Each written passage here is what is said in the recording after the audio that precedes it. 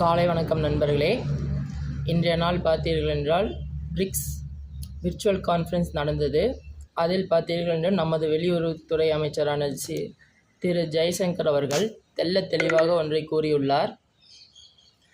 நாமல் பரஸ்பர வர்த்தகத்தை தான் மேற்கொள்ள வேண்டுமே தவிர ஒரு தலைப்பட்சமான வர்த்தகம் இருக்கக்கூடாது என்று அமெரிக்காவுக்கு தெளிவாக எடுத்துரைத்துள்ளார். அதேபோல் சீனா அதிபரான ஷி ஜின்பிங் அவர்களும் அதனைத்தான் வலியுறுத்தியுள்ளார். அத்துடன் ஒன்றிணைய வேண்டும் என்று தெளிவாக கூறியுள்ளார்.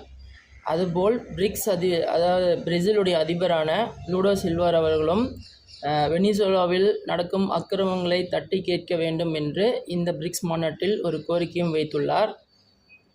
ரஷ்ய அதிபரும் இதனைத்தான் வலியுறுத்தியுள்ளார். இதிலிருந்து என்ன தெரியும்னா, பிரிக்ஸ் 3 நாடுகள் ஒன்றிணைந்தால் வேறு எந்த ஒரு நாடுமே இங்கே போட்டிக்கு ஆள் இல்லை என்பதனை உணர்ந்துதான் அமெரிக்க